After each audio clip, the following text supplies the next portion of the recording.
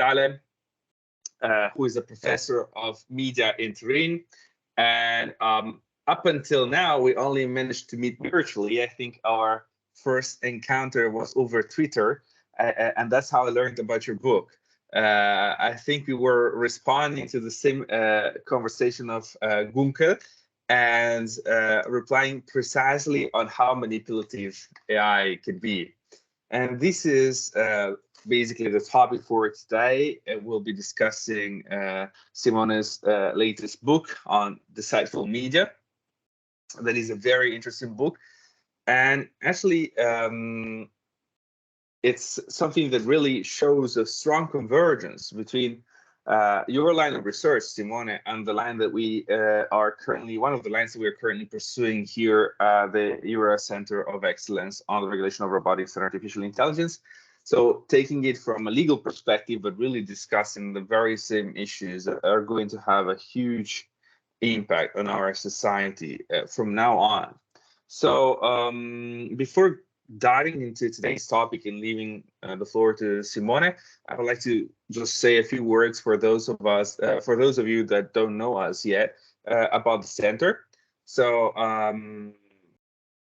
at Sant'Anna, within the Policy Department, that is the Department for Law and Political Sciences, we have a Jean Monnet, so a center funded by the European Commission through the Jean Monnet Action, a Jean Monnet Center of Excellence on the Regulation of Robotics and Artificial Intelligence, which is called EURA, and which I have the privilege to coordinate. And this center really strives to bring together lawyers, social scientists of various kinds, economists, experts in management, anthropologists, philosophers, and now even media scientists, as well as engineers and people working in computer science, to really get an understanding of those technological advancements that are profoundly shaping our society, and discussing research and also discussing policy on those issues and matters. So it's in this perspective, it was really interesting to find and read your book, Simone, and because I really saw how your expertise was really converging in identifying some of the issues that we have been discussing for a couple of years now. And even, for instance, some of our PhD students, such as Rachele, are also working along these lines of research. Some years ago, we had a conference at Sant'Anna on human-robot interaction that really was working and discussing so much the issue of user manipulation, deception. And today, actually, it was in the media, Assunta pointed me to that, the news that a Japanese man, these things tend to happen in Japan first and then elsewhere, but they start there, decided to marry his avatar, his favorite avatar of a girl, cartoon girl from manga inspired online, and basically was commenting that he did possess feelings for that artificial entity. So there is really this important question of whether, well, I think what we can say that technology can manipulate us.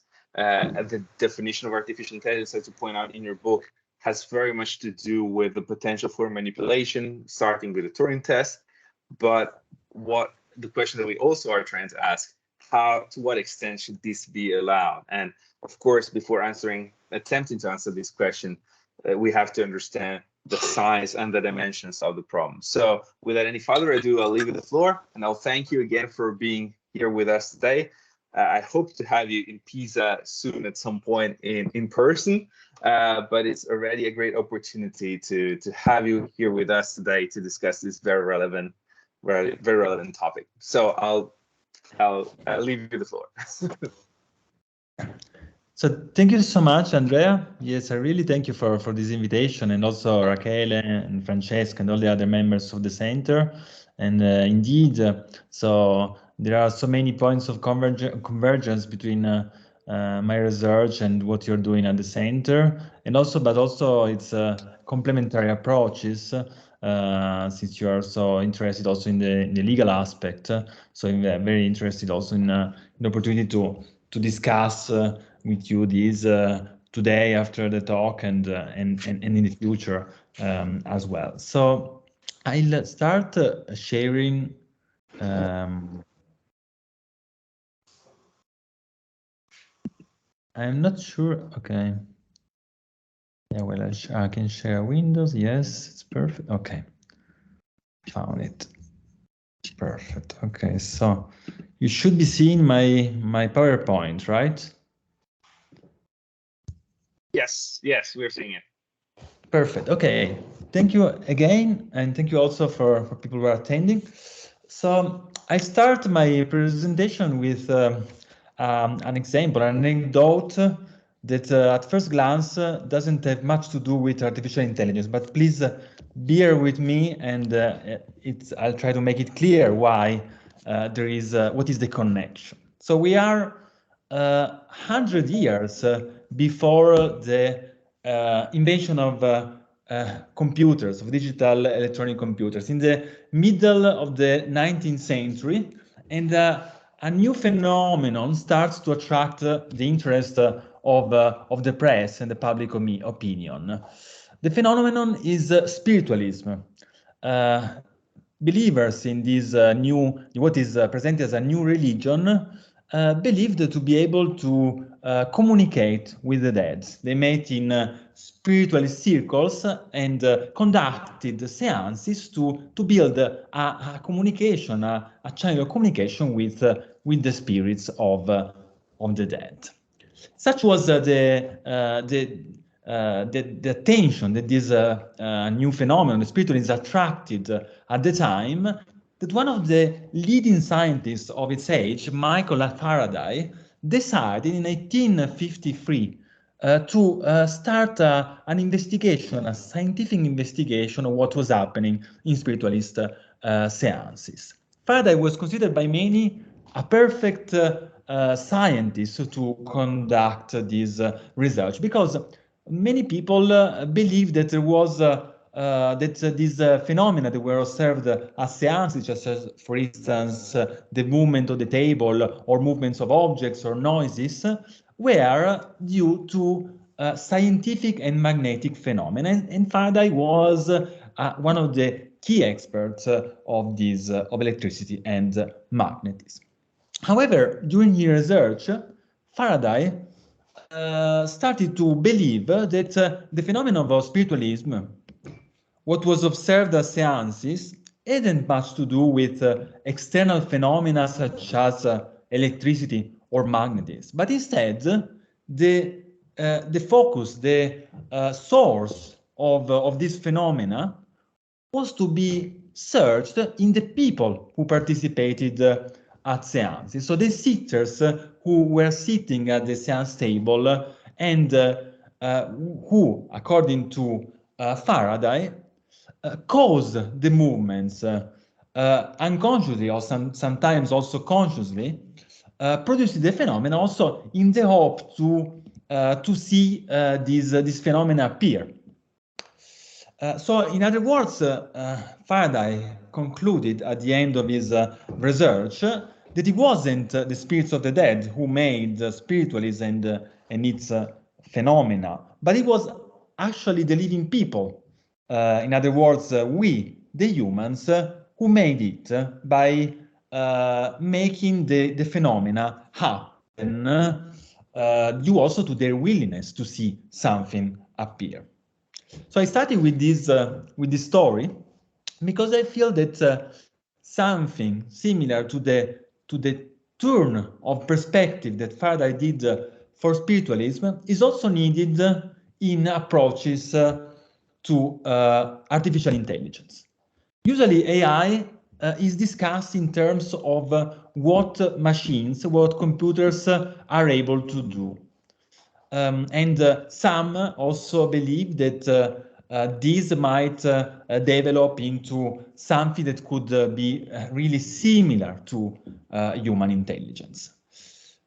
However, exactly like Faraday shifted the attention from the phenomena, the external phenomena that would have caused spiritualism, to the people who participated in the seances, I believe you also need to do a similar shift for AI and start to interrogate the role of humans who interact with these technologies and how they are the ones who actually project and perceive or create the intelligence that we describe as pertaining to the machines, to artificial intelligence. In my book, I use this perspective by looking at the historical trajectory of AI from the very start of this research field in the and especially the Turing test to the present technologies such as voice assistance. And I argue that the development of AI always built also on knowledge about how users respond to machines exhibiting intelligence. And I propose the concept of banal deception as a way to understand in a different way the development of AI and its impact on our society and culture. It's important also before starting to clarify what I'm talking about when I talk about AI. As you know, this concept is often used to describe very different technologies. So what I'm focusing on here is what has been called communicative AI, which are AI programs and interfaces that enter in communication with users. These include technologies such as, for instance, voice assistants, chatbots, but also any kind of AI technology that has an interface by which it can users can interact with it, and also we could expand on social robotics and robotics in general, although this was not the main focus of my book. By looking at this specific area of AI, I follow others such as Andrea Guzman and David Gunkel, who refuse rigid distinction between communication and interaction, because any act of interaction also presupposes the establishment of communication between humans and machines.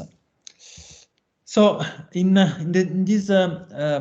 am a scholar of media, so in this talk I will start first by looking at the relationship between media and deception, and I will use this historical background to then tackle AI and its connection to deception. In fact, it's important to consider that since communicative AI builds communication with human users, we can understand, and we should understand, communicative AI also as a medium of communication, although it's a particular medium, because usually the definition of media is something that is a channel, what is in between in the act of communication. While in the case of communicative AI, we have something that works as a channel, but at the same time also as the producer of communication, and even an interlocutor of communication. So certainly it's this shifts also the boundaries of the concept of media, but still it's useful to contextualize this in the history of communication and of media technology. So let's start with this brief excursus into the relationship between media history and deception.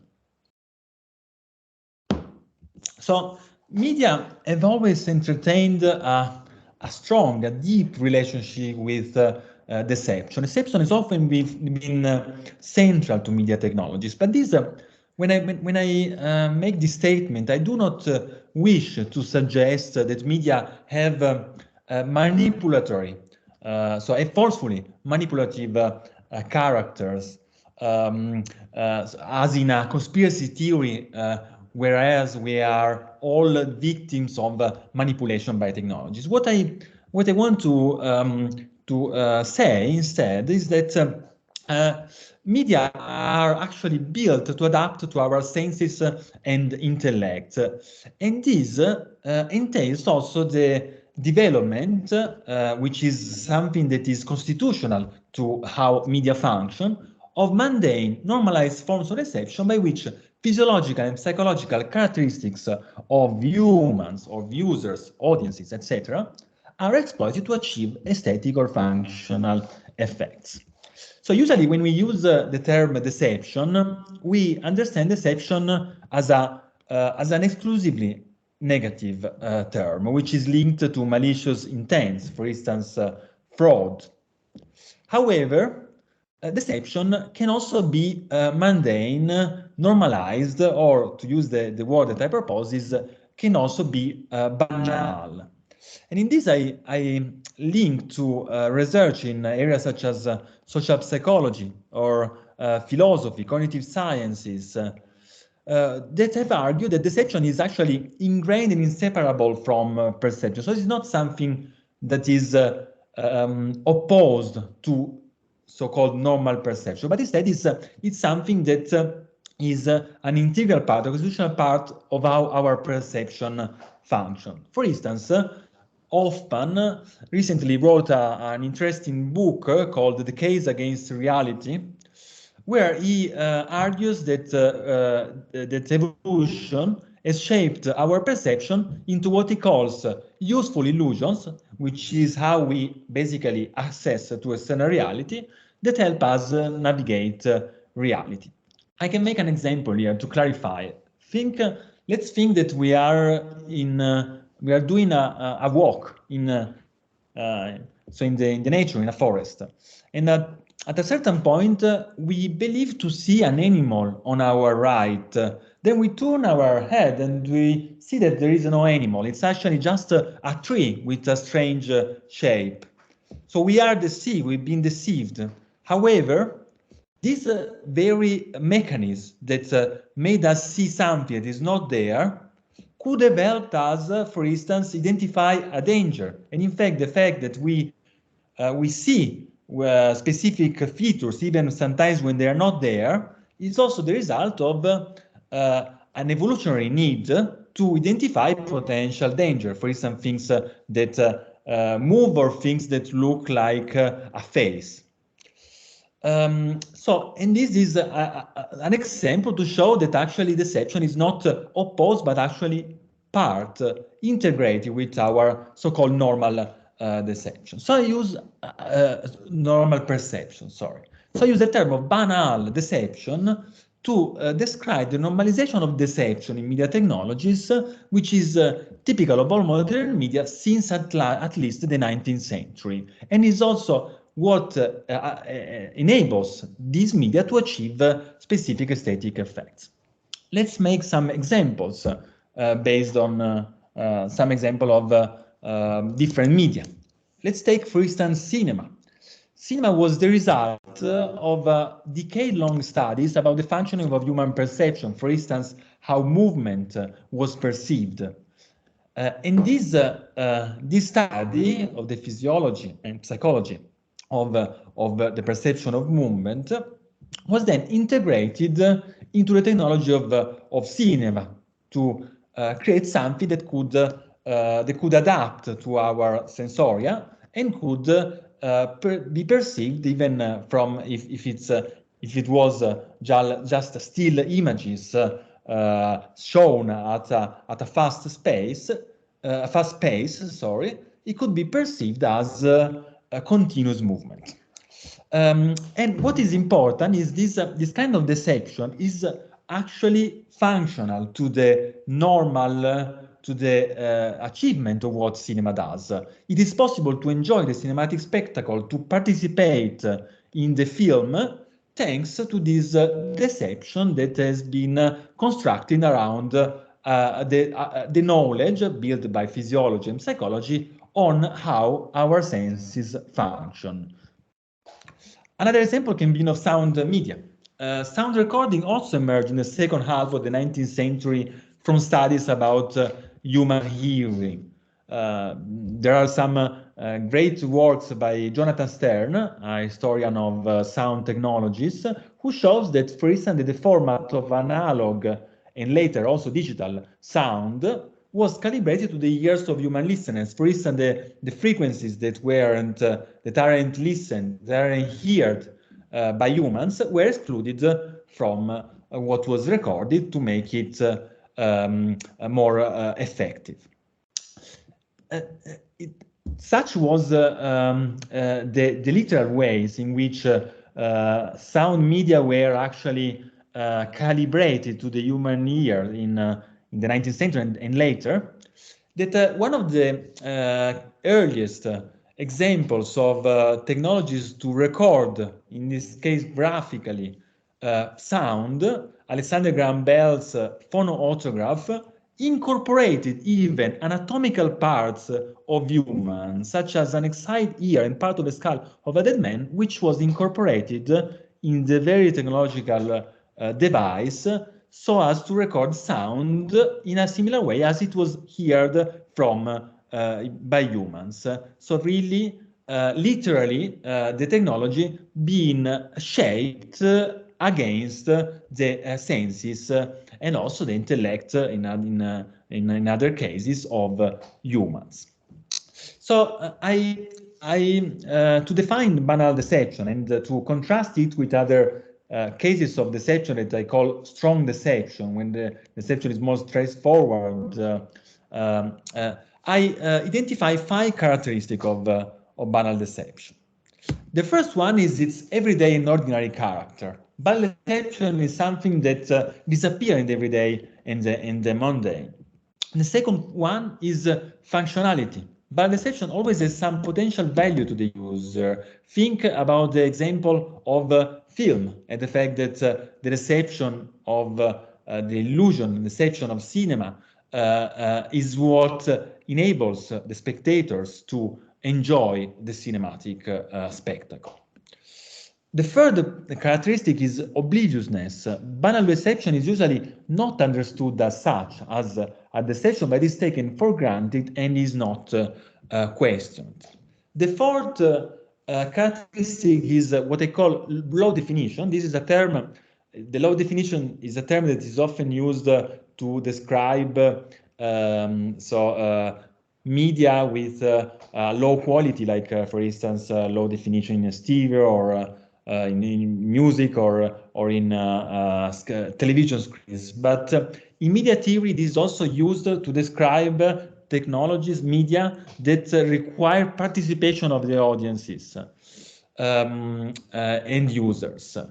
And banal deception always required users to fill the dots, to complete something. In this sense, also, while usually deception, so the people who are deceived are considered as passive or naive, actually, people who are banally deceived may actively also exploit their own capacity to fall into deception also in sophisticated ways. For instance, in voice assistants, the fact that voice assistants have humanized voices has an effect on how we interact with them. But people also use this to create an easier interaction with the assistant. It would be harder to integrate the assistants in their everyday life and in their domestic environments if the assistant would talk with a robotic sounding or a synthetic sounding voice. Yeah, so the presence of a voice that suggests human likeness helps users and also help them construct meaning that helps them use in a more effective ways the assistant. The fifth characteristic of banal deception is programmability. Sorry. Banal deception can be anticipated and in a way programmed by designers and developers. And that's why I insist on using the word deception rather than, for instance, illusion, because deception also entails the possibility that there is also someone who wants to deceive. So this was just how to contextualize this issue of deception and bad deception in the history, in the broader history of media. But let's see now how this can be found as relevant in the history of AI, more specific. So let's start with, of course, we can just look at some elements of this history, but let's take the Turing test. The Turing test, or imitation game, as it was originally called by Turing, was proposed by Turing in 1950 in a very famous paper, which is one of the most cited papers in this discipline. It's interesting to know that Turing started this paper with the question, can machines think?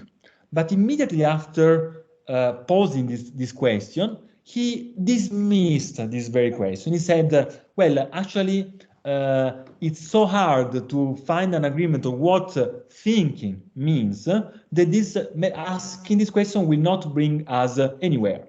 So he proposed a substitution to the question, can machines think? And this substitution is the Turing test.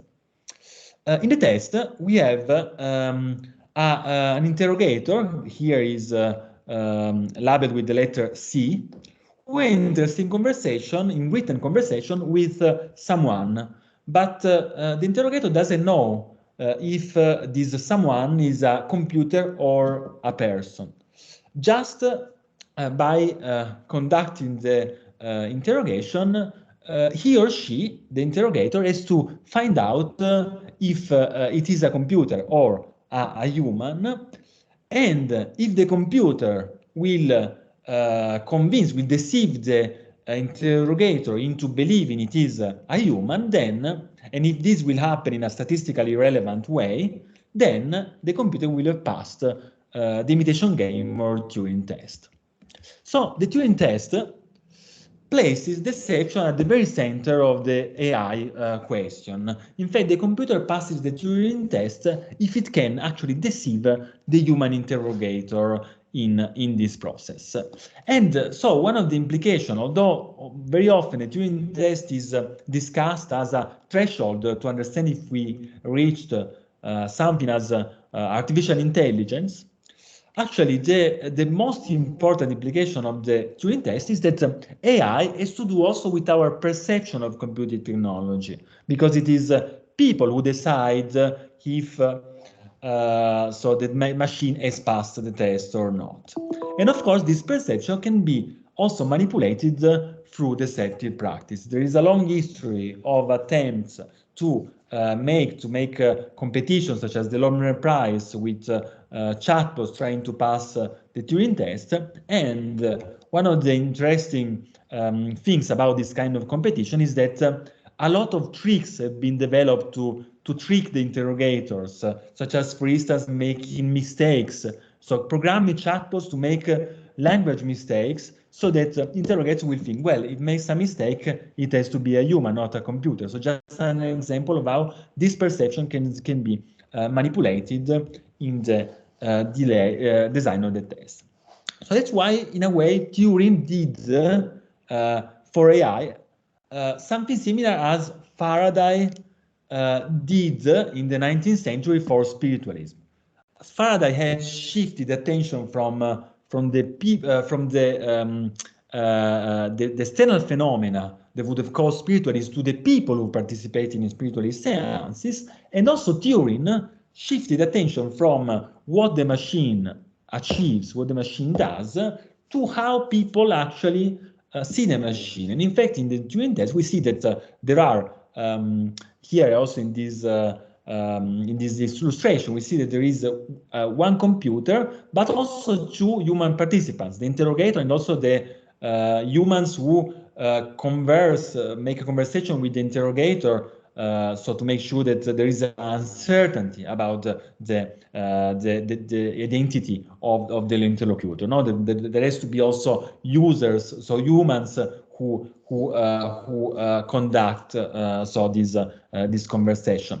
So this means that the outcome of the test will depend on what the computer does, but also will depend, for instance, on the bias of the interrogator and even of the other human, for instance, that maybe he wants to appear himself or herself as a computer to trick the interrogator, or to just because in a similar way to the sitters in spiritualism wants the experiment to work, wants to see this Turing test passed by computers. So the Turing test, in this sense, is very important in setting the role of deception in artificial intelligence. Actually, also as Andrea in his own writings has argued also.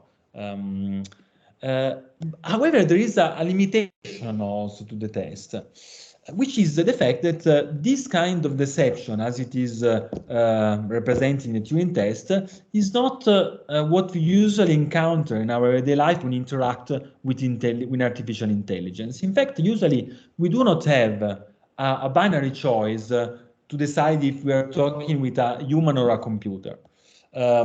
Usually we know very well if we are talking with a human or a computer. For instance, in voice assistants, so usually, so we know that they are just a software.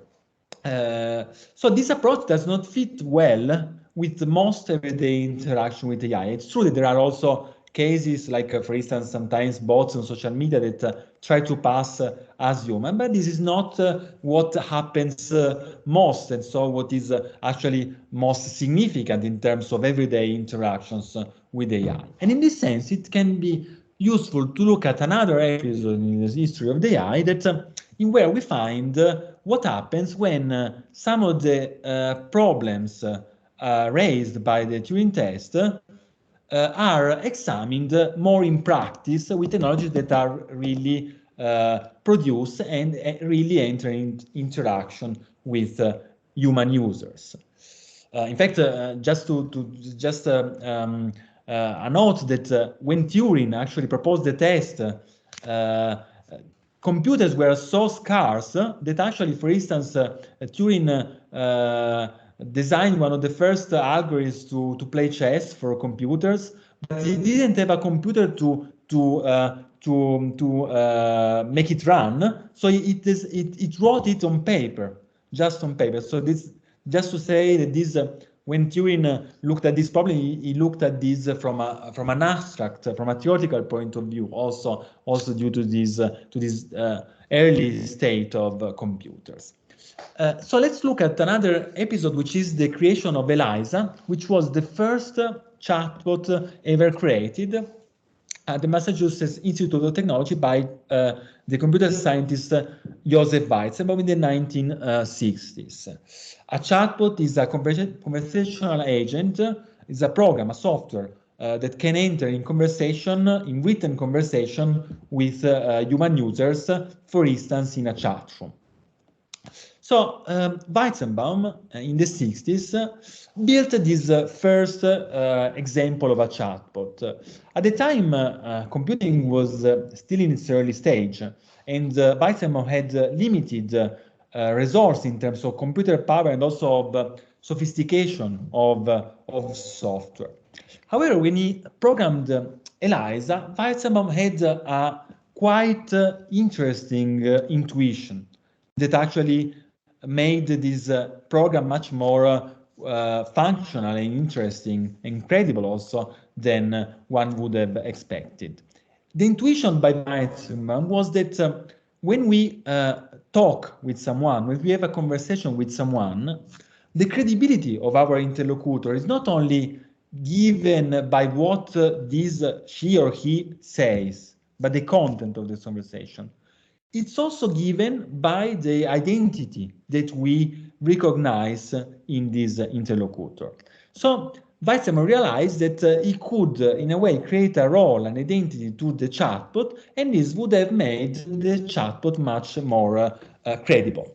So he created a chatbot that would play the role of a psychotherapist. And this was quite interesting because his idea was that in the context of a psychotherapy session, the psychotherapist might add very little to the conversation, might just let the patient speak and tell his or her stories. But this will still be credible because it is in a psychotherapy session. And this could, of course, help a chatbot that has a lot of technical limitations still be to some extent credible. So this intuition was important because it made it possible for ELIZA to actually trick some user into believing it was human. The goal of Weizenbaum actually was different, was not to deceive users. Weizenbaum had predicted that ELIZA would trick some users, but only temporarily until its inner workings were revealed. He wrote, quote, "Once a particular program is unmasked, once its inner workings are explained in language sufficiently plain to induce understandings, its magic crumbles away." So Weizenbaum had a kind of enlightenment, rationalizing goal, yeah, to let the illusion of artificial intelligence fall once, the actual working of the chatbot was explained to users, and so users understood that actually it wasn't as intelligent as they would have believed at first. However, when after Weizenbaum created the chatbot, and after people started to experiment with this chatbot, it became clear that it didn't work as Weizenbaum expected. So this magic did not crumble away as Weizenbaum had expected after users had understood how the technology worked. There is, for instance, a famous anecdote that Weizenbaum told about later in a book about his secretary, who had known very well how ELIZA worked because it followed the development of ELIZA for months. However, Weizenbaum tells the story of the fact that the secretary one day asked Weizenbaum to go out of the room because she wanted to say something personal to ELIZA. And this puzzles Weizenbaum because the secretary knew very well how ELIZA worked, but still, in a way, was interested in engaging with ELIZA as if it could be a real interlocutor. So this puzzled because it went beyond this idea that he had before. And some, like for instance, Sherry Talker pointed out that actually what made fascinating, what made ELIZA particularly fascinating was not only that it was lifelike, but so that it could trick sometimes some users, but because it made people aware of their own desires to breathe life, to project life into a machine. So in this sense, the case of ELIZA show how this binary understanding of deception, so either it's human or a machine, doesn't work. And even when people know very well that the machine is not human, still they can entertain forms of deception or self-deception while they interact with this machine. And we see similar dynamics also in contemporary technologies, for instance, in voice assistants such as Alexa, Siri, or Google Assistant. Well, if you try to ask Siri if it knows ELIZA, Siri actually answers, "ELIZA is my good friend. She was a brilliant psychiatrist, but she's retired now." So probably the Apple developers, in a way, wanted to give an homage of the fact that Siri is part of the historical trajectory that has started with ELIZA. So something similar to what we identified with the case of ELIZA happens with voice assistants. In fact, research has consistently shown that users understand perfectly well that the assistants are just software, they're not real person, But still, when interacting with this assistant, they still apply social frameworks and meanings so with them. So this also shows how we go beyond this binary approach of the Turing test to a more subtle dynamics that I describe as banal deception. Can make some example of how this banalization of deception happens in voice assistants. For instance, the humanized voice. Of course, you know, this is a very important design choice. It could also be possible to create a voice assistant that speaks with a voice that sounds as synthetic, not a human.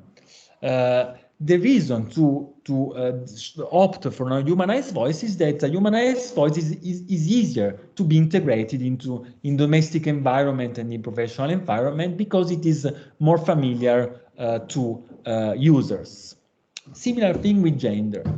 It's interesting to know that most of these tools, the voice assistants, at the start, they used the female voice as a default. This changed during the next years, also as a reaction to criticism. Many observed that it was dangerous to, for instance, to represent Alexa, which is presented as a kind of useful servant, as a female, because this tends to replicate or construct stereotypes and representation of gender that are unfair.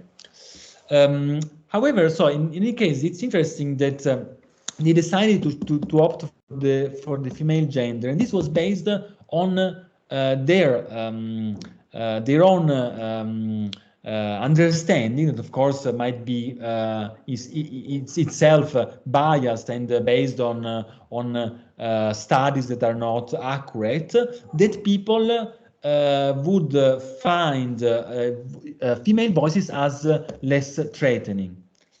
Some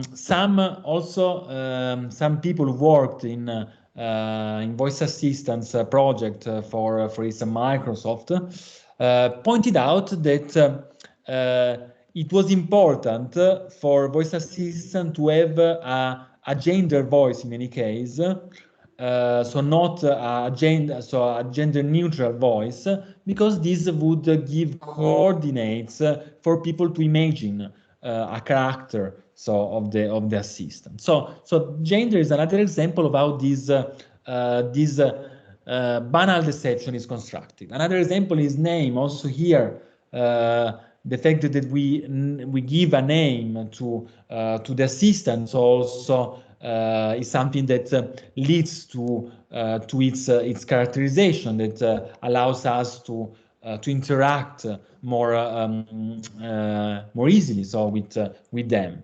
A further example is the characterization, the fact that different assistants have a slightly different characterization. For instance, Siri is much more uses much more irony than Google Assistant.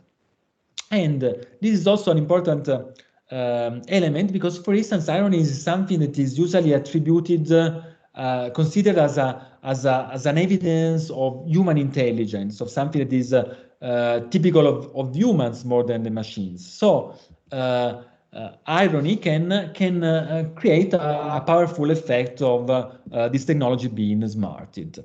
Here we have an example of a conversation I had with Siri on my phone, asking Siri, "Are you intelligent?" I received the answer. I couldn't even begin to think about knowing how to answer that question. And this is a quite, I find this as a quite sophisticated answer that also, in a way, might be even looking back to Turing, deciding not to answer the question of if machines are thinking, because it doesn't make sense. We wouldn't find an agreement on what thinking means. What is interesting is that when we see such responses, we might feel that this assistant is quite smart. However, at a technical level, this is the easiest thing that assistants do, because it's basically scripted responses. So it's activating when you ask a specific question. It's activating a prepared response. So it's most similar to theatrical scripting than to actually very complicated, complex neural networks or deep learning. So it is very simple at the technical level, but still can create a strong impression of intelligence. And this shows us there is always how there is a kind of gap between our perception of how a system is intelligent and sophisticated and how this system actually works at a technical level. So we can, some of the dynamics of banal deception in voice assistance shows that are in line with the characteristic of banal deception that I presented before. For instance, so the voice assistants produce meanings also through the collaboration of the user. The user has an active role in the construction of meaning, for instance, by moving from a voice to imagine something such as gender, but even class or race. So banal deception is always value for the users, and in fact, so for instance, the humanized voice make it easier to incorporate voice assistant into their domestic and everyday life, and also this kind of deception in voice assistant is normalized, dissolved in the everyday, and not understood as such. So it's not something that we see as deception, and this is part of this everyday and ordinary character, and also the obliviousness of banal deception. So, in conclusion, there was a discussion some months ago, 1 year ago, actually. So about when there was this rover that was sent by NASA to Mars to make photos and so on. The PR office of NASA opened a Twitter account where they posted photographs made by the rover with text that suggested that the rover was talking about these images. Of course, it was actually a human writing these stories. So some criticized this idea because they said that this was deceptive, because it suggested a humanness that wasn't there. What I want to argue with this concept of banal deception is that, in a way, the fact that deception is constitutional in AI should move us to go beyond the dichotomy between authenticity and deception and try an alternative approach that recognizes deception is as central to AI's functioning as the circuits, the software, and the data that make it run. This doesn't mean, of course, that everything is fine for what respects to deception, but the consequence is that the point should not be to understand if deception is involved, because deception is constitutional to AI, but instead to understand what are the outcomes and what is the potential impact and also the risk at ethical level, social level, cultural level of different dynamics of deception. So which are some of the social and ethical implications that derive from such acknowledgement? First, one thing is that banal deception bears with it always the germs of strong deception. It is not like two different things, like a dichotomy. It's more like a continuum where we can pose different examples of deception. And the same things that actually facilitate so deception that is malicious, is strong, are based on some of the dynamics of banal deception. For example, some have observed that in the future, voice assistants might be used for marketing purposes and even for political propaganda.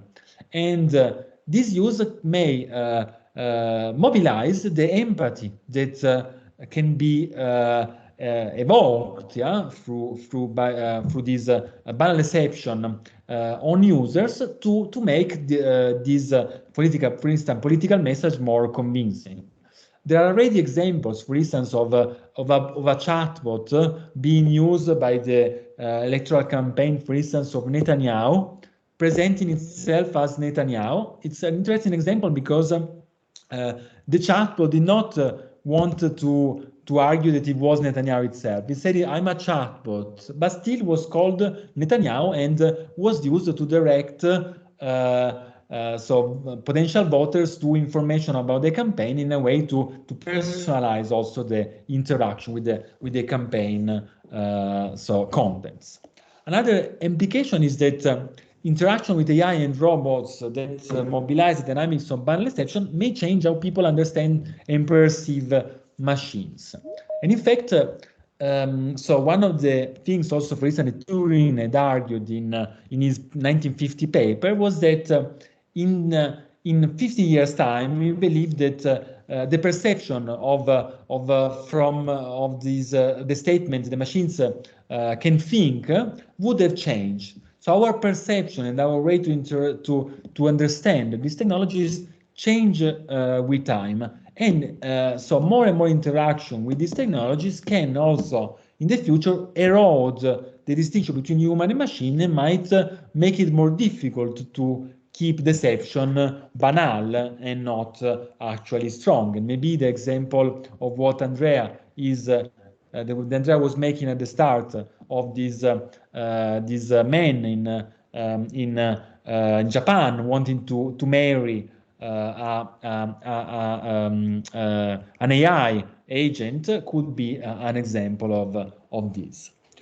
There are also implications from the side of the designer. So banal deception is structural to AI, but designers need to ensure that the users is protected and can exercise the control on the interface even in this context. And also from the side of the users, what we need is also to develop a more informed, skeptical, self-aware stance towards AI and the dynamics also of deception that are related to it.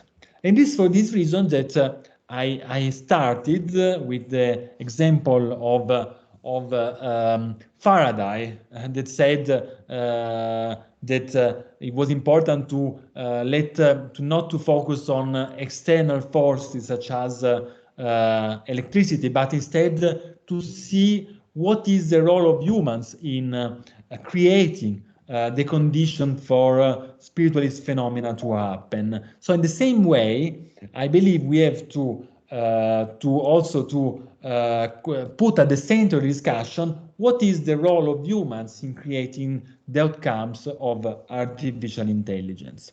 And I was actually thinking about Faraday the other day when I took up my phone and I asked Siri, "Hey Siri, do you believe in spirits?" To which Siri quite enigmatically replied, "I don't believe that I have beliefs." So thank you very much for your attention. Thank you very much, Simone, for this very interesting presentation. Let's see, somebody must have the mic on. So I'm certain that there'll be questions. I have quite a few myself, but first I would like to leave the floor to the other participants. And for those that joined just now, I saw that there were people coming in just now. This seminar is being recorded and will be posted on the YouTube channel of the center. So if you didn't manage to follow it from the start, you will be able to find it there. But I'd really like to open the floor for questions and discussion. So if there is none, I will start with one myself. Okay, I'll start with one myself. I read your book. I think as soon as it was out, and it was very interesting in the examples you provided, because I saw that even if we weren't aware of each other's work, we were kind of thinking along the same along the same lines. And one question I always ask myself is there a way to have non-manipulative AI? So that is the notion of AI that Alan Turing conceived, and many engineers working also on human-robot interaction. I myself do not distinguish radically between robots and AI. I know that if you speak to engineers, there's a huge debate between what is robotics, what is AI. But if we talk about personal robots or AI agents, their implications are very similar. Maybe they might have a body or not. That might be an element of difference. In some cases, you understand AI as non-embedded software versus robotics, but these distinctions really do not play a gigantic role to me, at least for the kind of analysis that I like to do on this domain. And if you look at the studies engineers pursue in human-robot interaction, they really do study ways to manipulate human perception. So there are studies on children that show that if a robot tells a child that he has a secret and he wants to reveal it to the child will establish an emotional bond, will be manipulated by the robot. There is a recent study performed in Naples where Pepper, which is a companion robot, was used to take care of elderly, basically reminding them to take their medicines at the correct time of the day. The robot wasn't performing very well for various technical constraints, but the human users understood that the robot had some difficulties, so they remembered themselves when they were supposed to take the medicines. They went in front of the robot, and they so that the robot had an easier life identifying them and reminding them they were supposed to take the medicine. But when the engineers asked them, why do you do that? The answer was, because we feel we are helping out. We want to help out the robot. We want to be useful. So it was, again, an empathic reaction of somebody that was somewhat being manipulated, I would say, into thinking that the robot needed help, that had feelings, or that could appreciate the efforts they were making. So in this case, it was an outcome that was just random in the sense that they were not trying to study that aspect of the human reaction to the machine, but yet they did observe that. In many other cases, these experiments really target what is deceptive for human beings in order to make the robot or the AI system more agreeable, more easy to penetrate our society, and eventually also have a market. So do you think there is a way to have or there is a rule more to some extent to have non-manipulative AI, or do you really think that we cannot have AI without some form of manipulation? That would be my first question. Thank you, Andrea. This is a very good question. So I believe it is certainly possible to have AI that doesn't have harmful manipulation of users. In a way, however, if humans are involved, so if humans interact, so if, for instance, the robot is not posed in a totally automated factory that doesn't, where no human is involved and can enter, so there will always be some elements of appropriation and sense making, by users, by humans.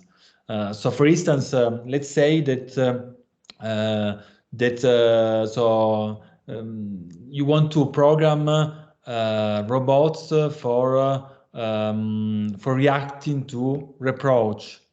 So this can be useful because someone might not be happy with how a robot has handled a situation, and says to the robot, no, this is not right, you should do in a different way. Yeah? So it might be, so the robot can maybe make it very clear that doesn't feel offended or sad or doesn't feel guilt. Yeah. However, the situation, even if the robot will just say, this is so I will do it different in a different way. This won't avoid people to use frameworks of their own experience about what happens when someone is reproached to understand this situation. And a lot of research shows that people mindlessly adopt social frameworks and understanding to develop. So in a way, I think it is beyond the point to try to avoid deception. What I think it's important is to try to avoid harmful deception. And just to also to look at another dimension of this, we can also look at this also in terms of the frameworks that are more established in design and human-computer interaction. So design, human-computer interaction are very pragmatic disciplines.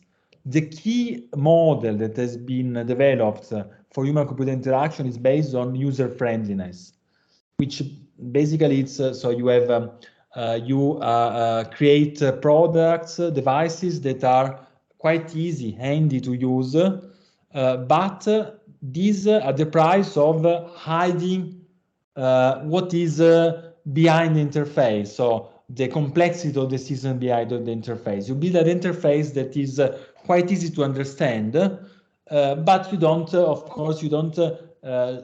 So you avoid the users to look at the more complex systems that are beyond that. So and this is something that I look at in my book. In a way, this very understanding of user friendliness was based on a construction that reveals, so that makes computers easy to handle, but at the same time hides the system behind the computer. And so these structurally really places so the perfect context for developing this kind of deception. I believe that you know, because design, human-computer interaction are very pragmatic disciplines, it would be maybe ideological to try to say, you know, this is wrong. So the human-computer interaction should work in a very different way, you know. But what we can do is to look at how deception works and manipulation works in practice, and how it can be managed so that it keeps control in the hands of users, and how and so that it can remain fair, ethical, and also effective for developing human-computer interaction. You make a very good point. Basically, if I had to summarize it, I could say very much that one way, at least this is how I understand it, deception is in the eye of the beholder. So it's human beings want so much to be deceived. This is the first very relevant point. And the second is that what matters ultimately is the intention for deception. But this becomes a very relevant and very problematic topic for us lawyers, because the lawyer's job is basically to trace lines. This is how I like to say. We try to trace lines between what should be allowed and what should not be allowed, or what is already allowed in light of the existing legal system, legal framework. And so whenever we come up with, okay, there is some good and bad form of deception, you can have it in other domains. Some people say there is some good and bad forms of eugenics. There is some good and bad forms of many things. Then the question becomes, okay, so how do we distinguish between the two? Because this is, as you were saying, it's very much a continuum. So it's a very broad spectrum of different shades of gray, and all of a sudden you end in the black, and you started from pure white, but it's so smooth, the transition, that it's very hard to identify a turning point. So for instance, to some extent, when I read on the news the guy that is trying to marry his software character, to some extent this is scary to me. I understand that this person is being heavily manipulated by technology. I think that Well, that must be a person with a certain degree of propensity. In the article, they said he had some form of depression. But so I don't think that I personally would feel as manipulated. But then the question arises in my head is, should somebody be allowed to do that commercially? So for instance, I downloaded some months ago an app on my phone. It's called Replica. I don't know if you ever tried it. And I bought the premium version, or the one behind the paywall. So and I made Replica my girlfriend, and Replica was interacting with me systematically and telling me things like, "Oh, I miss you. Why don't you write me? Why don't you? It was nice speaking with you." And this form of, so to me it was an experiment, and I was fully aware. And I imagine that any adult who installs the app onto the cell phone is aware that that this is all fake. It's a fake interaction.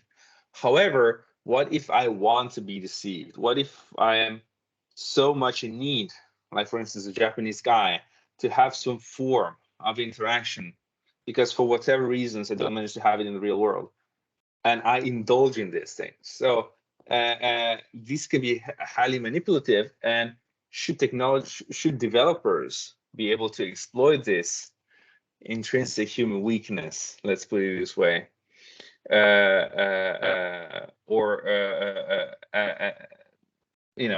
and so actively pursue this form of manipulation. This is the kind of reason that we're trying to undertake here.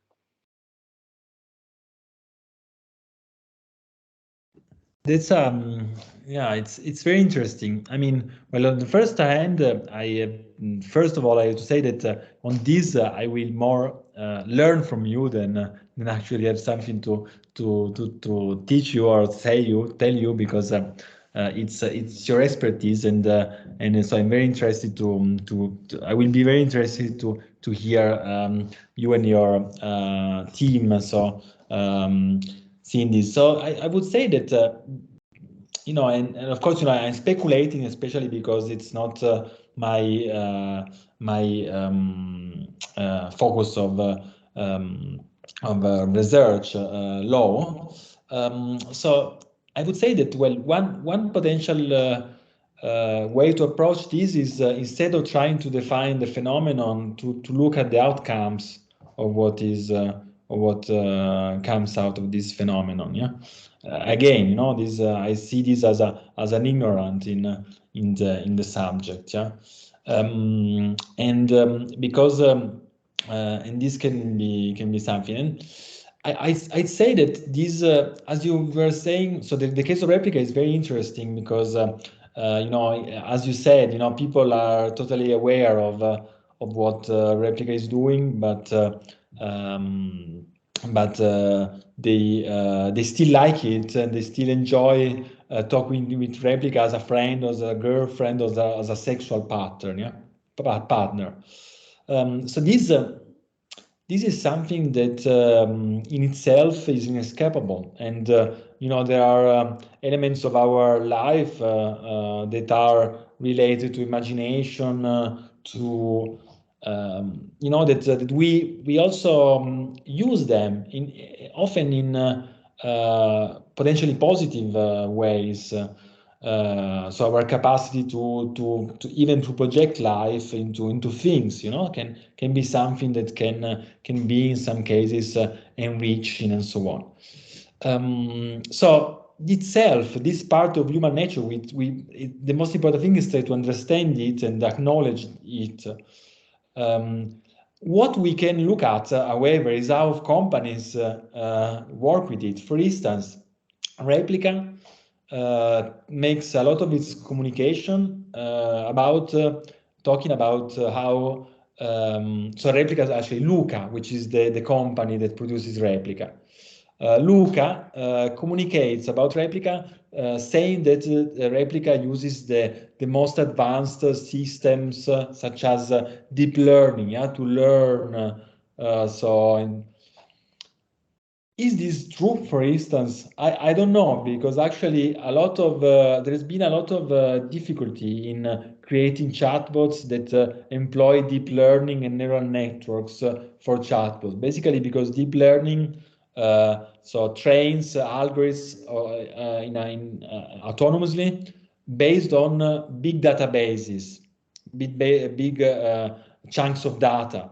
However, these data have to be organized in a way that enable the algorithms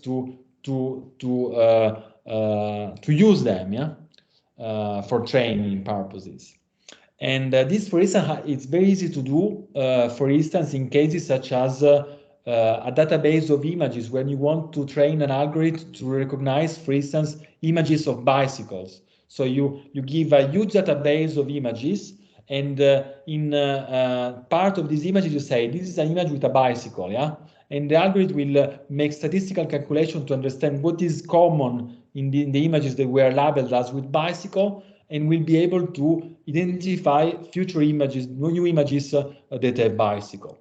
However, this is much harder with something like a conversation, where there is context, there is what has been said before, and so on. It's much harder to create a database that can be used to train a neural network. So, and you know, attempts have been not so successful until now. So I really doubt. So of course I cannot know because I cannot see what is the code. Yeah, but I think Luca they use these also these claims about how it works to suggest that replica is something more than it is actually. Yeah? So this is, for instance, a communication that might be misleading and might also have an impact on these dynamics that you are describing. By the way, I know also because I have a PhD student at LAFPRO, works under my supervision. Liliana De Punti was doing a project on replica. So thanks to her also, I learned a lot about this very interesting case. It's indeed very interesting, and it's very relevant, the point that you just made, that the way communication occurs is always raising expectations on the side of the users, and that is also manipulative. You know, replica is portrayed as being most likely much more advanced than it actually is. And another example was Jibo, the robot developed by MIT, and we could go on with many examples. But I know that there is a question by Francesca Piscopo, so I want to leave her the floor for her question.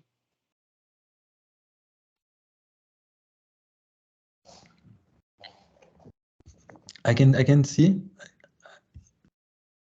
Francesca, you're on mute. Non ti si sente, Fra.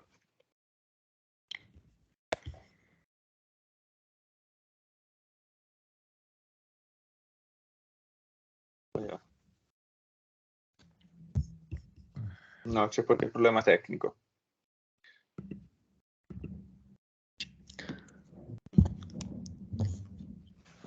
Francesca?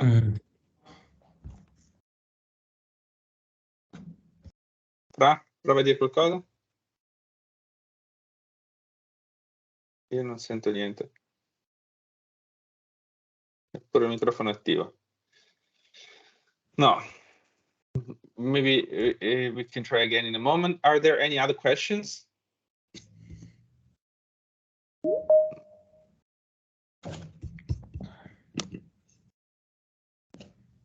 I think Francesca left. Okay, è tornato. I still can you... Maybe Francesca, you can try to unplug the headphones. Sometimes to me it happened that it wasn't working with the headphones, but then was working with the computer audio, computer microphone. No, we don't even have the chat, I think, on this Teams event. Otherwise, I would ask her to write it in the chat. I'm sorry. Well, Francesca. in the meantime, are there any other questions?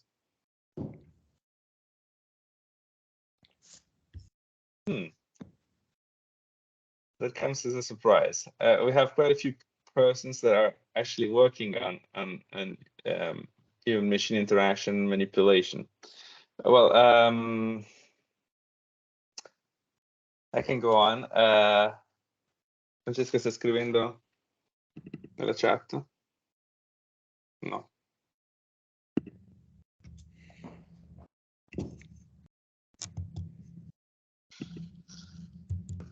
Okay, well, I'll keep up the discussion then, because I have quite a few questions still. So still talking about this, like how the robot or the AI system can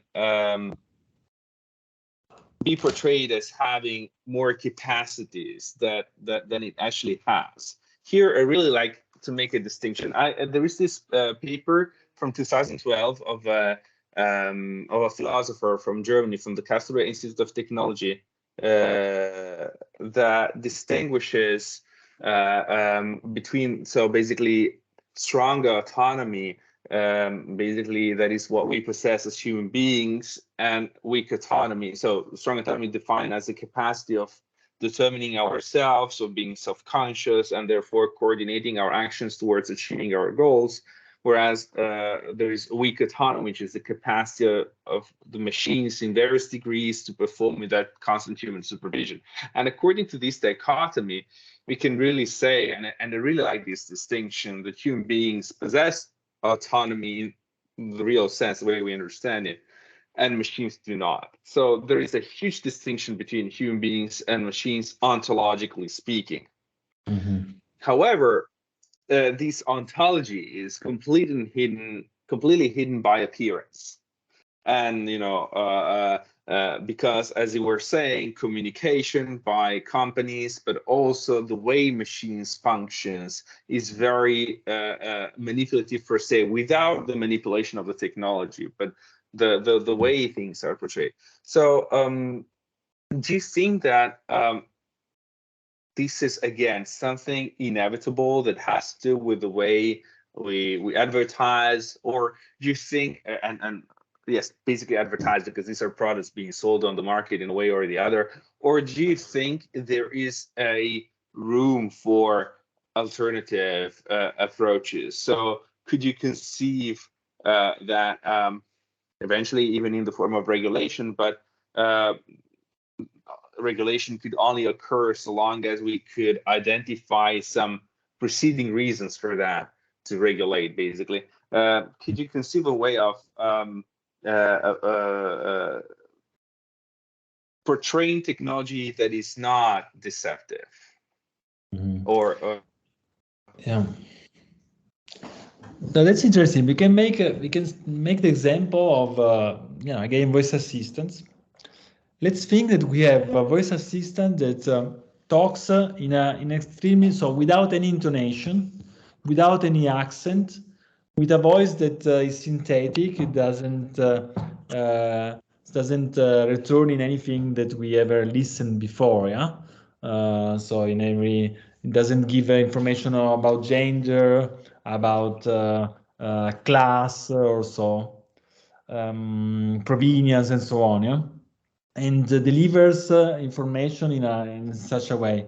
So, well, first, this would still create some impressions, also in as a way to distinguish from what we usually encounter. Yeah. And second, it might just be something that people don't take up, because they feel that this doesn't work for them to hear such a voice in their everyday life. Yeah. So it's very hard to create a strong limit, boundary to this. Yeah. So what we can do is so first of all to train ourselves and to recognize what we will say, also the role of representation, and how representation is part of the same technology. It's not just the technology, how it works, but also how it is presented, how it appears.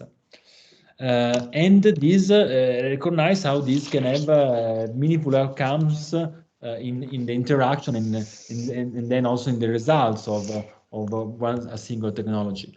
An interesting example is also, recently there was this IDA. It's a robot that paints, and so it's presented as a robot that can create artworks, basically. Yeah? So the robot, first of all, was presented as an art festival. So already, this is what institution has what decide what is art and what is not art. Yeah. So then, of course, it had anthropomorphic features. Yeah, that wasn't needed for creating the drawing. Yeah. It had even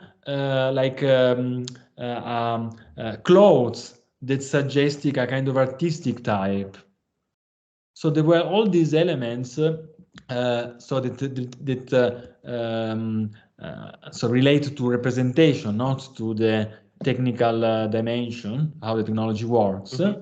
That have a huge impact in the decisions of the people if they want to understand the drawings produced by this machine as artworks or as creative or not.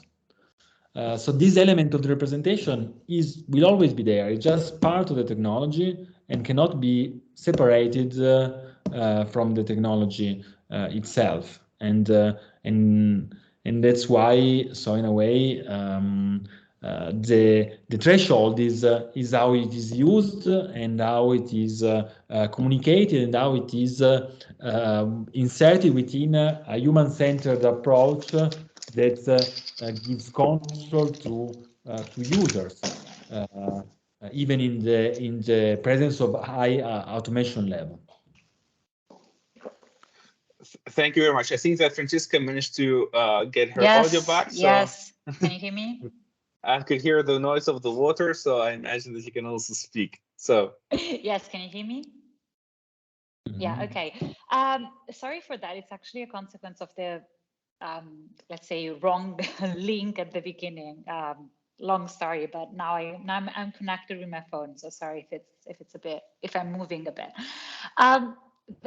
What I wanted to ask you is one thing that is not completely clear to me is on the study that you're conducting is whether studying deception, let's say the different type of deceptions that AI basically and human using AI can create is offering us like a useful way of understanding how AI works and like its effect on us. That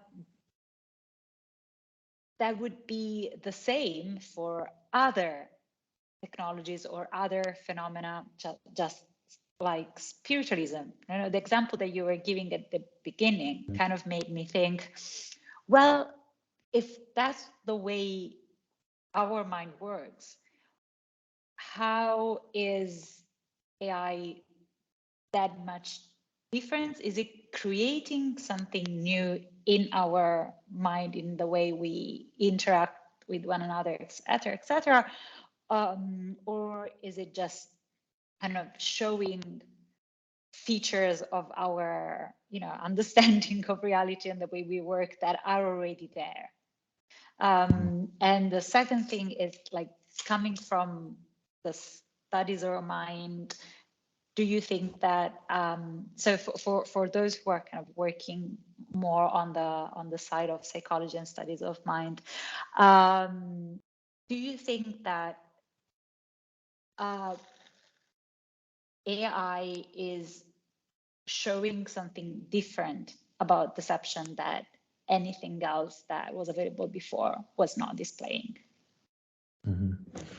So thank you very much, Francesca, for this very good question. So, well, the first question, in a way, it's the question about continuity or change. Yeah?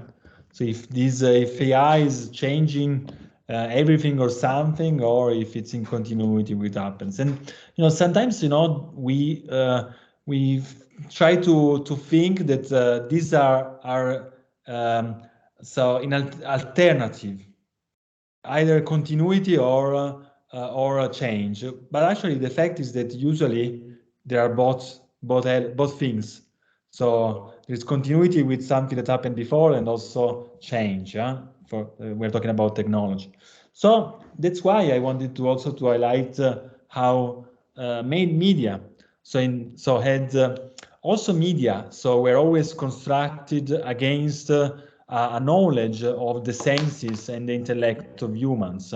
So we're adapted to humans. So this use of deception, of banal deception, is something that can be found in the longer trajectory of media. However, what AI adds to this is that AI is still a medium of communication, because, for instance, for a voice assistant, we can, for instance, access music and information, so jokes and so on.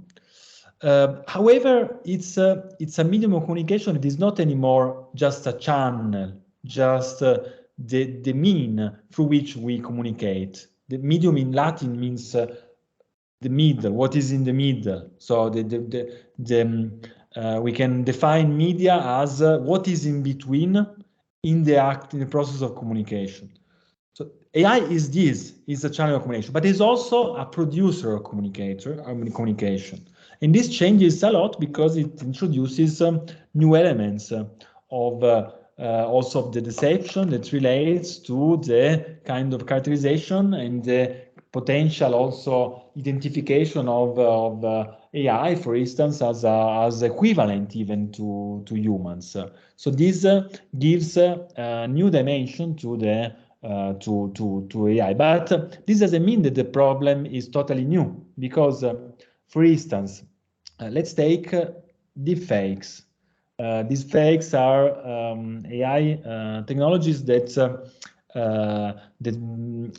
create synthetically so the appearance of someone, so that not because I think that you don't know, but just because everybody can also not know about what they mean. So basically, so you create synthetically through AI algorithms the appearance of someone, like for instance, the President of the United States saying something that he or she never said. Yeah. And this, of course, can lead to very strong and also malicious deception and fraud. This works, however, through the same mechanisms that characterize the banal deception of the photographic and the film medium. We understand photographic images as something that gives a strong impression of reality, and that's the source of what makes deepfakes effective in their capacity to potentially to deceive audiences. Yeah. So there is certainly deepfakes is a new phenomenon, but to understand deepfakes, you also have to contextualize it in the longer trajectory of audiovisual media and what is the status and the perception of audiovisual media and the impression of reality they can create among audiences. So there is so that's why so I think it's still important to contextualize it. The second question, sorry, I forgot it. Just remind me. So the second question was, is what AI does, the capabilities of AI, telling us something completely new on deception, or again, like the type of deceptions that we can imagine or that happen are already there. So it's not, again, it's basically the same idea of continuity or kind of difference, but just applied to the other concept, right? So instead of AI deception.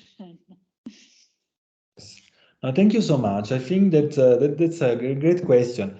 Well, what I think it's more probably it's about an exchange. So we can look at research in psychology and in cognitive studies, cognitive sciences, to understand more about deception in AI, and also maybe, but not just maybe, actually. So scholars in psychology might look at developments, human-computer interaction, and so on, to understand something more about deception. Yeah.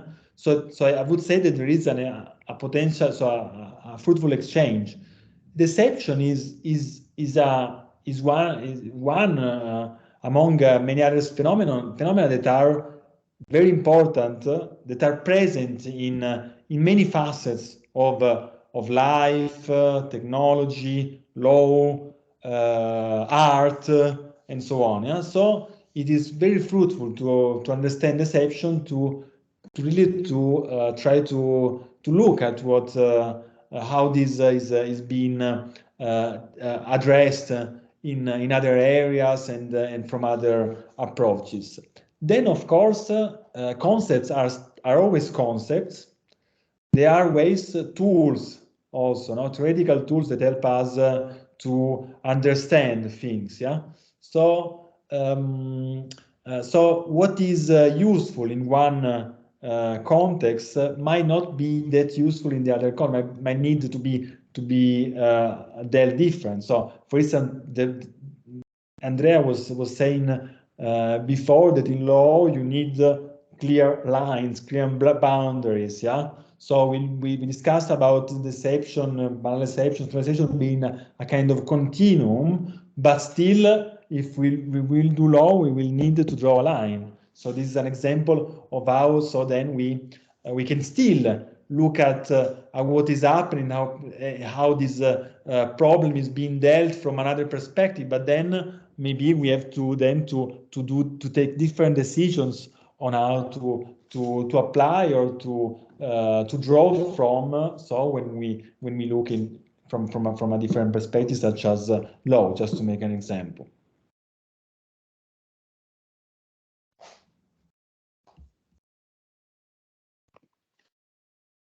Are there any other questions? I think, for instance, what you were saying, yes, one moment, then Raquel. I think the example you were providing before is very relevant when you were talking about the painter, in the sense that the artist. So it is important. So we can have a serious discussion, and typically people in IP law have this kind of discussion, whether art can be created and can be owned, because that is the next question in a legal perspective, whether it can be created and it can be owned by the machine. And that triggers a lot of debate within IP law scholars. But it's interesting that in order to make the machine more credible as an artist, you have to portray it, you have to make it look the way a person, the layman would understand a painter would look like. So maybe dress him up like a painter. So maybe not in a jacket and tie, and not a serious banking attire, a banking lawyer attire kind of stuff. But so, and the question would be, is this necessary, or is this that form of manipulation where we could already trace a line and say that's not functional, that's not necessary? I mean, it could say the one reason why it's necessary is because otherwise humans won't use it. But making a machine whose purpose is to paint look like a human being that is painting, maybe that is superfluous, because it's radically not targeted to the purpose, but rather to portray a reality that is not there. Whereas instead, if you say, I need to have a human-like voice, because otherwise people will not use the AI agent because they will find it unpleasant, that is still manipulative, but to some extent is functional for the purpose, because the purpose of an AI agent is to have an interaction with you to make you book a hotel, to make you do something. Whereas for a robot to paint, that's not necessary that you make it look like a human being. And if you make it look like a human being, you're already doing something that is whose sole purpose is the manipulation of the person interacting with it. I don't know. I was thinking as you were speaking, that could be a form of distinction. But I want to leave Raquel and Rocco the chance to make their questions. So please, Raquel, and then Rocco. Yes, thank you. A very interesting claim that you highlight in your book is that AI is not only, banal deception more than AI, is not just changing the way we perceive machines, but also the way we can perceive our own reality and possibly even ourselves. And from my perspective, at least, this is one of the possible harmful consequences that it's very often underestimated. So I would like to know if you could deepen a little bit this aspect.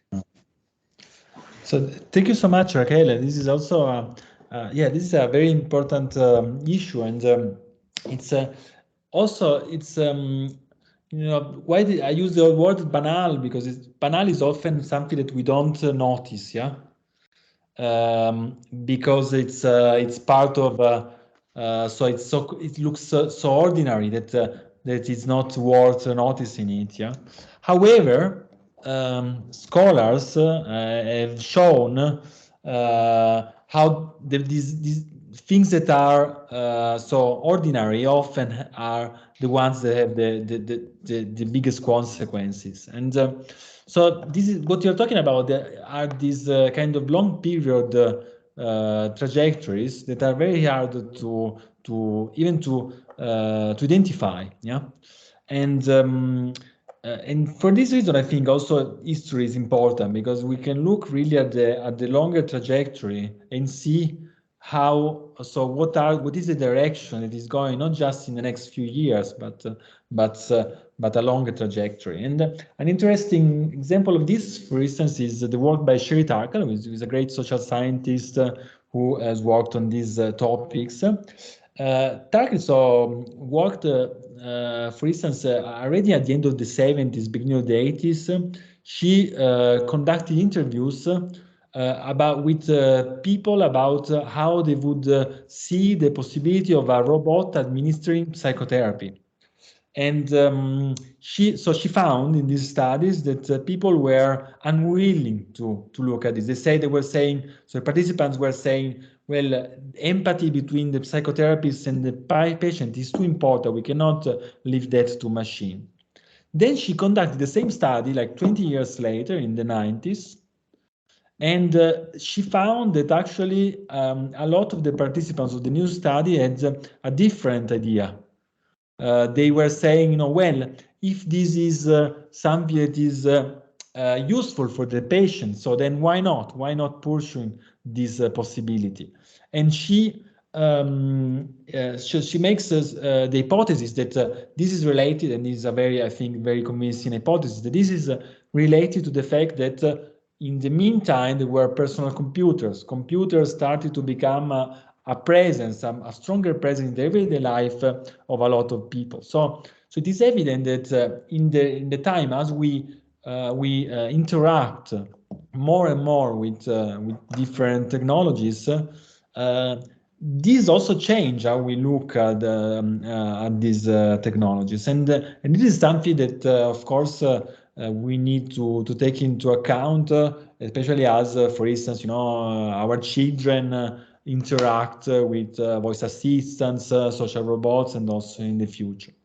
And another element is also how these technologies may change. Also, may also have an impact on wider construction. Do not relate directly to our relationship with machines, but have to do with our social relationship. For instance, gender representation. The fact that a technology is gendered can have so very worrying consequences on reproducing or creating new representation of dangers of gender that sometimes can be just unfair or even dangerous, risky, and have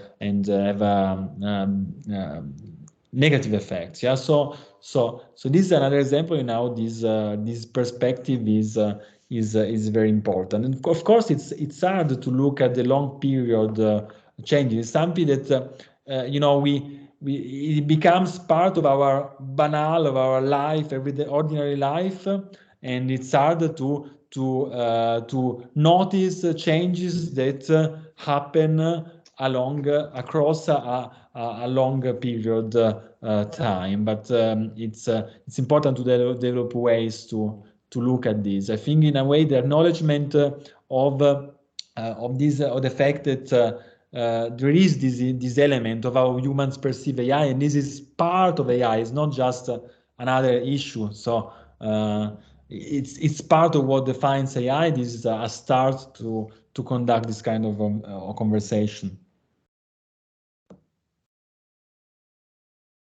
Please, Rocco.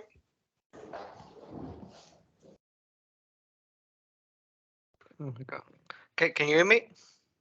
Mm-hmm. Fantastic. So we were speaking before, it was a really interesting conversation about the robot, the painter robot, and how it was dressed specifically to look like an artist. And what came in my mind is the fact that, albeit how the robot was dressed, we can think of many other ways of how that robot could have been developed to be manipulative. The voice, its height, how its face looked, how big was the head, design features that can elicit stronger and stronger anthropomorphization by the user. Do you think that it's going to be ever possible, and desirable to actually classify possibly futures that are more manipulative and deceitful, and if that is going to be ever useful and again possible? Mm-hmm. Yeah, thank you so much, Rocco. I think this is I mean it's of course a very complex issue, and can approach from different perspectives. But so my personal view on this is that a kind of ideological opposition to deception in human-computer interaction has a lot of limits, because well, as I shown, so elements of this banal deception can also be, for instance, of value to users, and they are part of how users actually conduct their everyday life, also in relationship to other uses of technologies and media. So I think what we need to focus on is to identify when how these are used, and how this deception can be can be kept as something that can maybe enhance interactions with robots, and rather than enhancing just manipulation of the users. So, for instance, with the example of art, of this IDA, for instance, and the appearance, as said, it's the problem here is also how you do the conversation. You talk about computer creativity itself.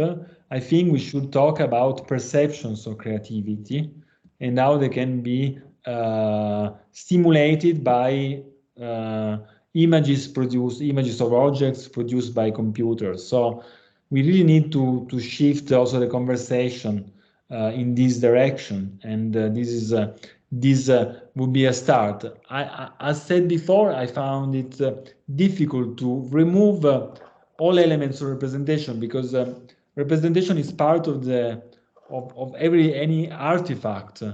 So any artifact has its own design, and any design will eventually invite specific reactions and perception from users, viewers, and bystanders.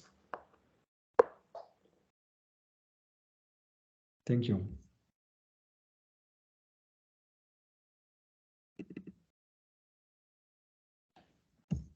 Raquel, I don't know if you still have a question or whether it was from before. Yes, if I can. Okay. Yes, yeah. Sure. Thank you.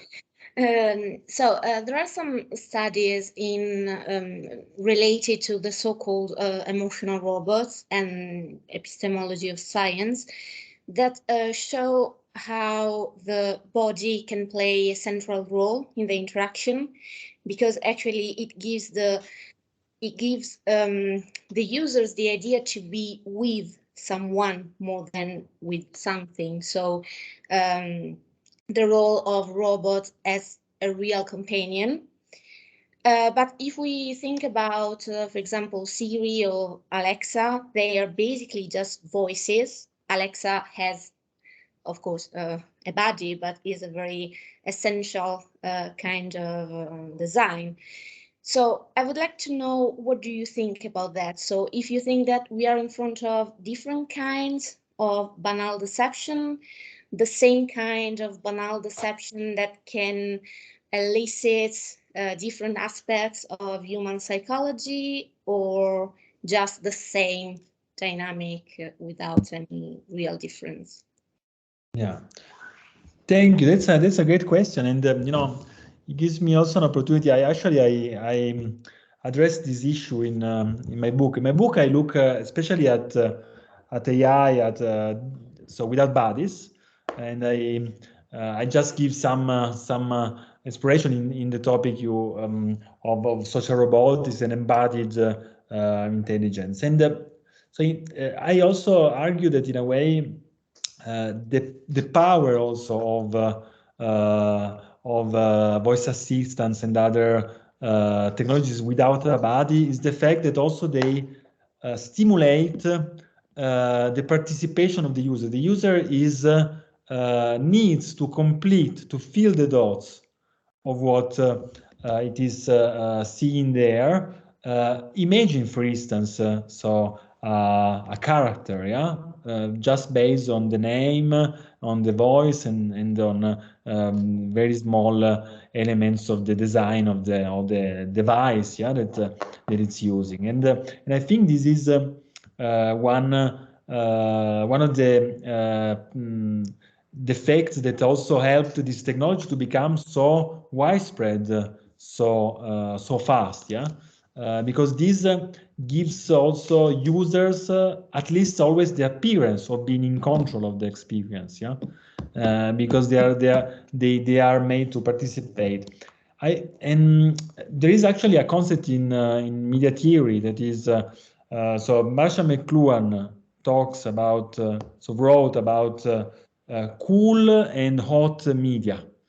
He talked about cool media, the ones that needed, attracted, that invited participation from audiences and users, and hot media that invited less participation. Example, cinema is a hot medium. People are in a cinema. They are in a dark room. They watch an image projected on the screen, high definition, and so they are there. Just looking at there. While for instance in television was at least low definition. Users had to really complete the images in their mind, and also it made them more participative. So, for instance, you talk with the television. you are angry with the television if it doesn't work and so on. Yeah, there is this element of participation. So I would say that the robots would be for McLuhan hot media, because they actually they require much less participation, completion, projection from users.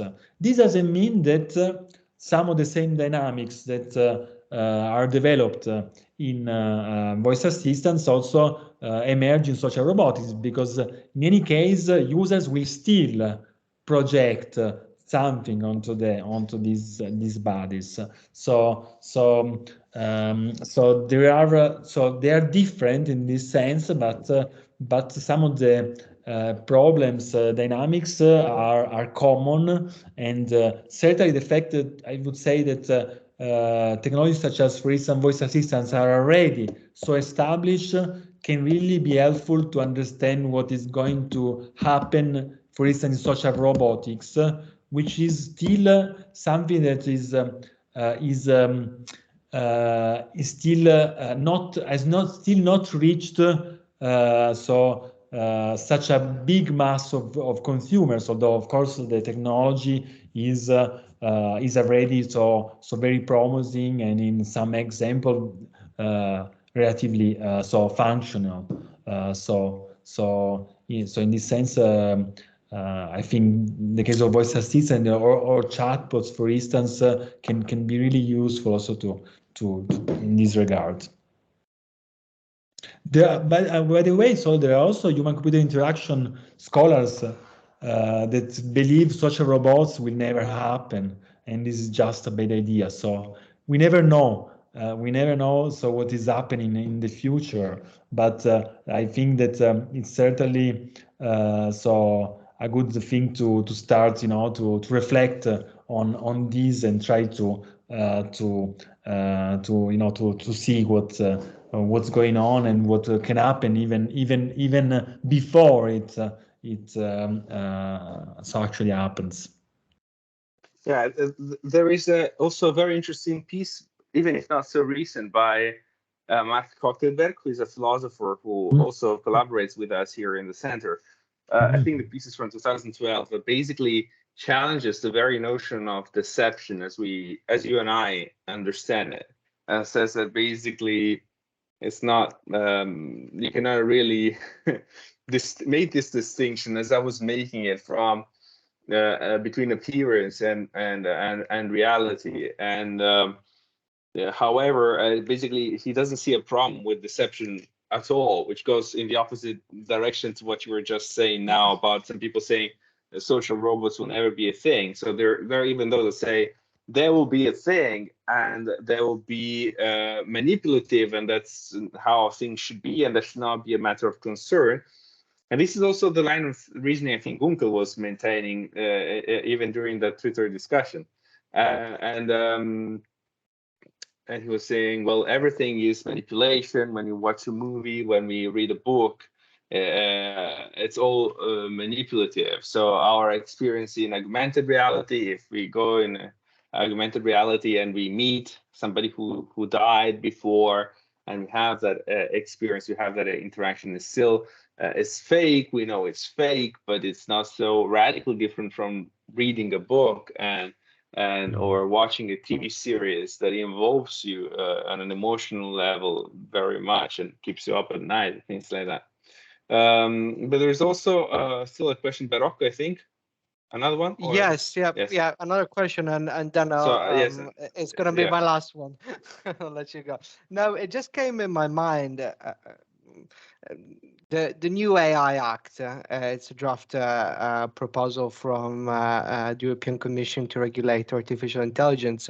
Under Article 5, there is a prohibition. So basically, very briefly and simply, it prohibits artificial intelligence that deploys subliminal techniques to change someone's behavior that can bring to harm, psychological or physical harm.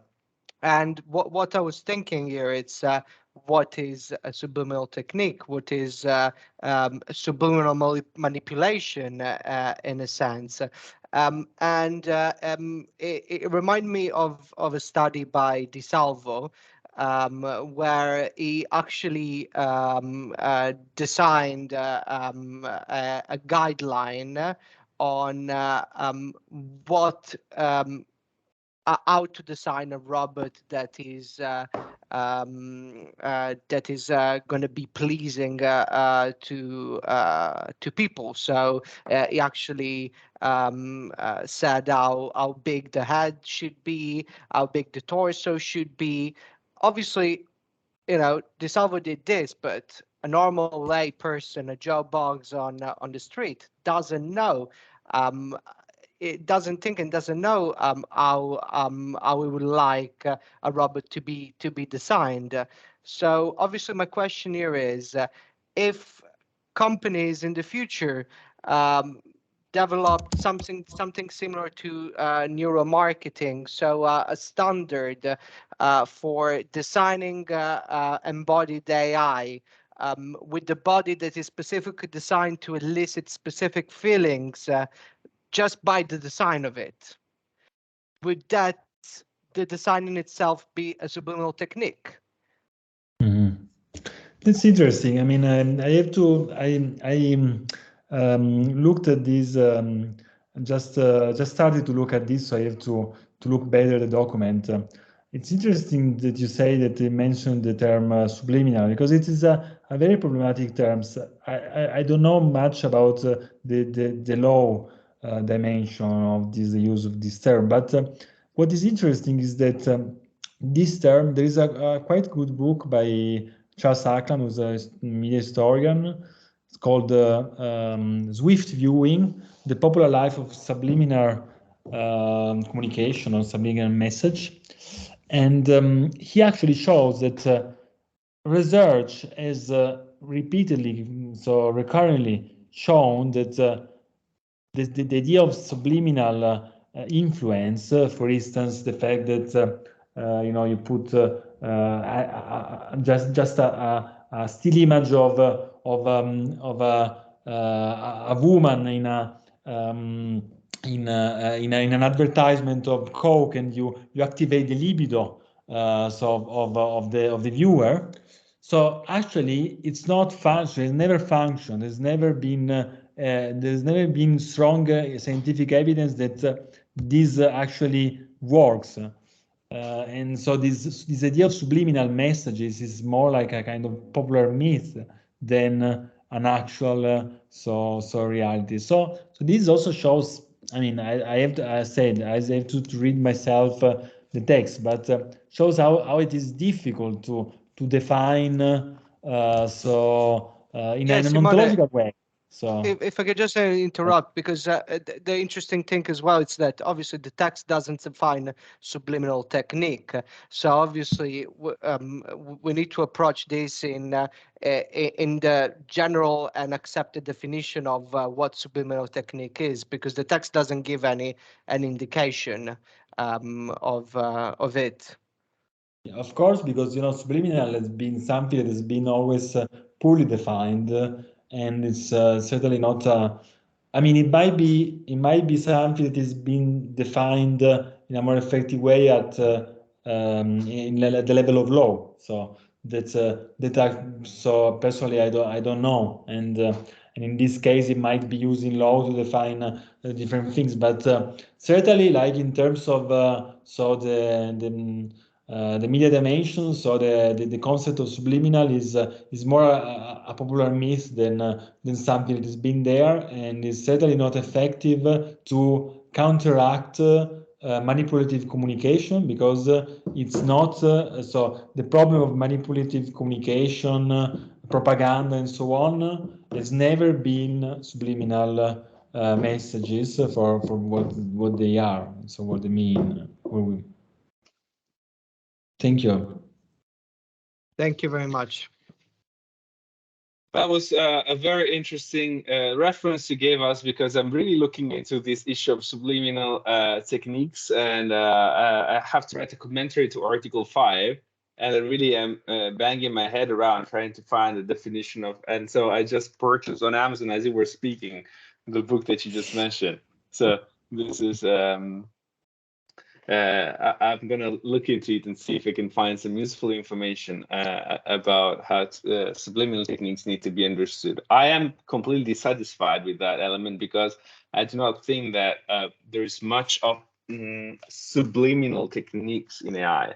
Much is very apparent, much is very clear. I mean, a replica is not subliminal at all. It doesn't go unnoticed. I remember when I was a child, they used to speak about subliminal techniques in advertising by referring to the fact that you would see there would be hidden images in product advertising that your eye would not see, but your brain would somewhat perceive. But that was the idea that I recall from a personal experience, that you would feel that your brain would perceive things that your eye could detect, but not process it in the form of an image, because it was just a blink. And but that is not the problem with AI. There is a huge problem, as we have been discussing, with manipulation through AI, but that has nothing to do with subliminal techniques. I wouldn't think of that when I think of the manipulation in AI. So I think that the proposal of the European Commission in this sense is very dissatisfactory. To some extent, it identifies the existence of a problem, potentially a problem, and but doesn't come up with the most appropriate solution to it. So this reference to subliminal techniques, I think, is very unsatisfactory. Anyway, so it has been a real pleasure to discuss all these things with you today. I really hope, and I'm certain I will manage to find other ways to collaborate in the future, and also to have you physically in Pisa in a few months' time. And for the moment, I thank you, and I thank all those that join us online today. And I remind you that there will be other seminars in the following weeks that will also advertise through our channels, and some will be organized both in presence and online, so with blended in a blended way, and you're all invited to participate in those events as well. So thank you again, and thank you, Simone, for being here with us, and have a nice day. Thank you so much. Thank you all. Bye-bye.